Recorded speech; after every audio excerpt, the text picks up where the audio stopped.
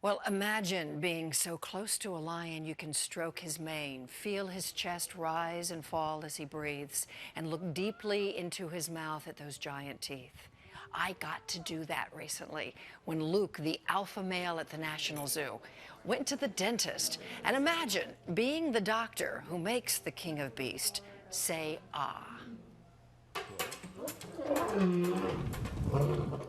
Luke was in fine form recently as he roamed the big cat house at the National Zoo. Luke is clearly the king of his castle.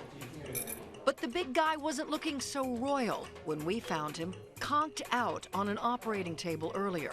His massive paws kept warm by colorful mittens. I mean, the root of this tooth is about up here where my finger is. Wow. This is veterinarian dentist Baron Hall doing a regular checkup on Luke to make sure his teeth are healthy. Since they're wild animals and you can't just go and lift their lip. No, you have to knock them out, which is why Luke has a team of medical technicians monitoring his vital signs and keeping this 400-pound wild carnivore peacefully asleep.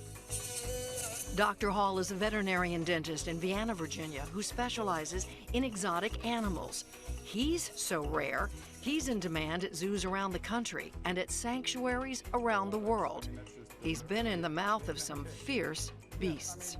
I've worked on black bears, grizzly bears, brown bears, pretty much every cat. Hippo I haven't done, polar bears on my bucket list. Wild animals need dental work because an unhealthy mouth can make an animal sick.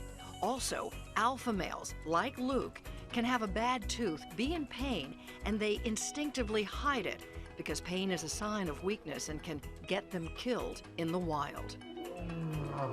Luke is quite special. He came to the National Zoo when he was a year old. Luke was brought into our facility from a facility in South Africa, which means his specific genetic line was not represented in North America at all. That gave breeders a fresh gene pool to expand the lion population in this country.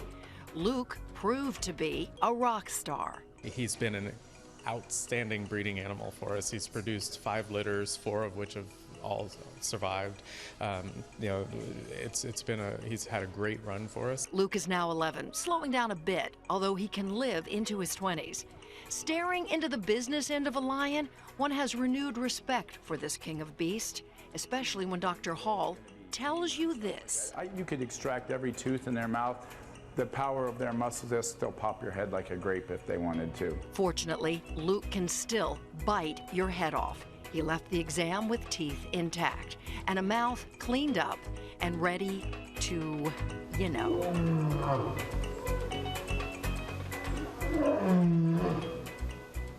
He's a good kitty.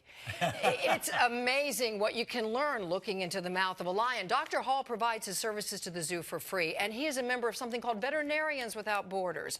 They provide free health care for animals in sanctuaries around the world, and then they train the locals around the world to care for the creatures around them. But Luke is amazing. He's also one of the few lions with a black mane. Yeah, Wasn't that was he unusual. just gorgeous? He's really something. And he's very, very big. Said about, wanting to protect themselves by not showing fear pain, or pain. because male betas want to take over from an alpha. So if you're in the wild and you're showing any weakness, the beta will move in and kill you.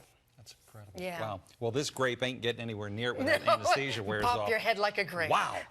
Cool story, Wendy.